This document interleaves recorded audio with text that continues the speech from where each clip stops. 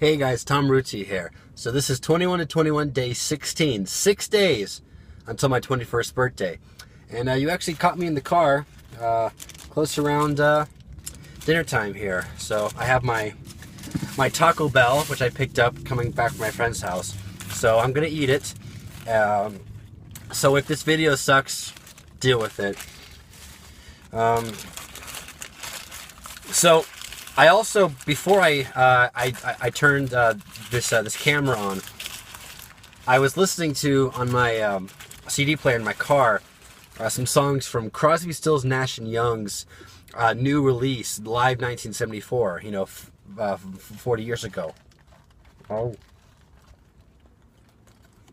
And kind of the interesting thing was, I'd swallow my food first. It made me think about just new music in general, especially from a lot of, older artists that keep coming out with it. Whether it be like this summer alone, whether it be, that's hot, from Tom Petty and the Heartbreakers, or even Weird Al Yankovic, his album Mandatory Fun became my album of the summer, which is very sad on every level possible. And then one artist in particular that announced a new album is Pink Floyd, one of the bands that we talk about on my podcast.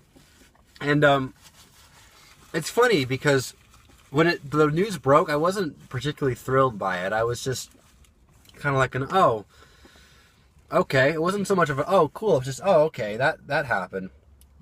And it's coming out in November, I think. Early November, I think 3rd and 4th. I gotta say, the more that I read about it, the more excited I am. I wish I could just be a fan who, when they hear it, gets excited.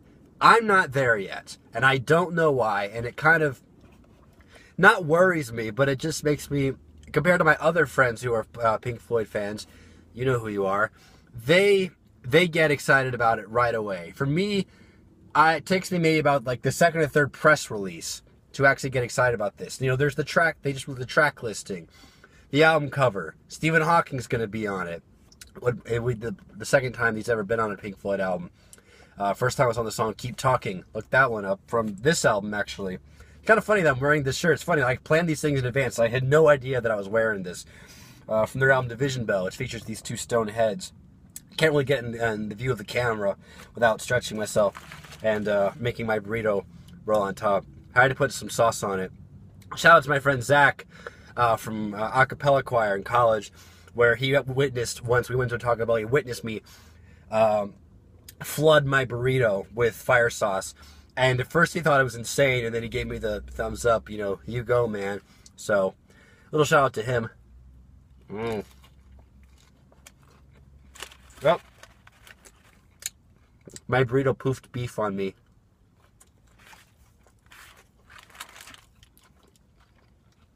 So anyway, what were we talking about? Oh yeah.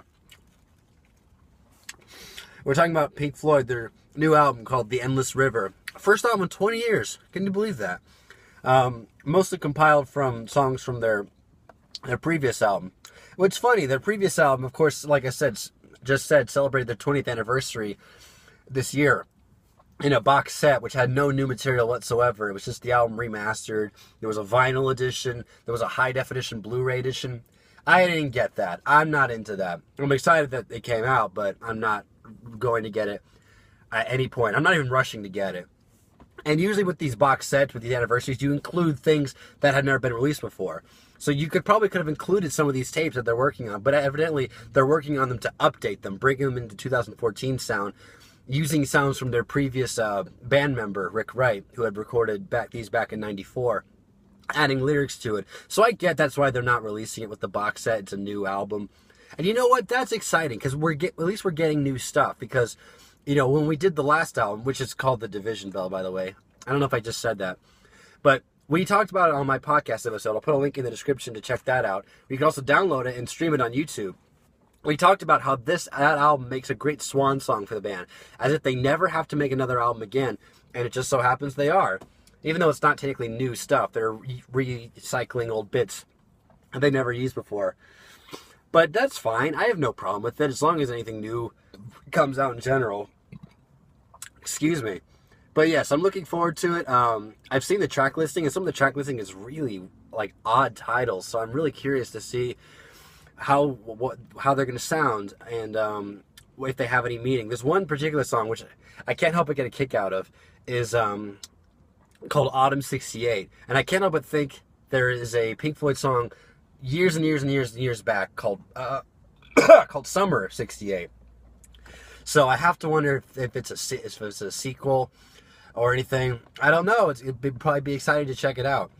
So I keep going this whole thing about, am I excited about it? Am I not? Well, I don't know. They're old songs. They're not technically new. And I just want to just shut up and just enjoy the music when it comes out and be excited about a new release. So that's one thing I get to. I do not like when new releases come out and people think that they're not going to like it. You don't know anything. You may or you may not. You give it a shot. I sound like the most annoying person in the world there, but you basically get the idea of what I'm saying. So I'm looking forward to it. I just maybe wish it wasn't the big story. I mean, it is big. It's their first album in 20 years, and we thought we'd never hear from them again. But I would like to get away from all the publicity when it comes out, sit down with it myself, and hear what I think. So I'm probably going to leave it at that as my opinions on the album.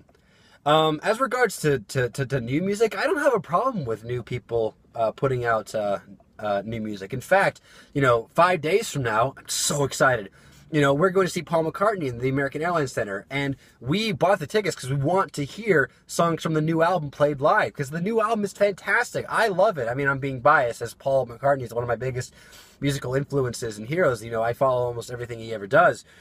But still, you want to hear that he still has something to prove as a live performer, and he still has something to prove as a terrific songwriter.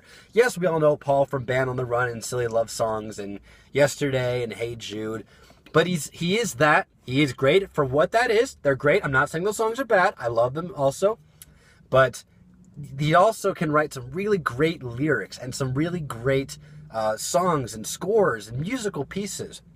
I'm not getting into this video, because this video is already at 7.5 minutes according to the timer up there, and that in itself could be an entire video. So that's really all I have to say, guys. My burritos are getting really hot in my lap, and I realize I haven't eaten it.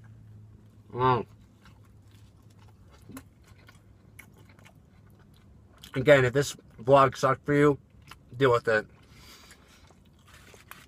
So that's basically it, guys. I just want to talk about new music and new releases, which I don't have a problem with. Like I said, I could go a few minutes more, but I got to wrap this up, and I got to eat this up too.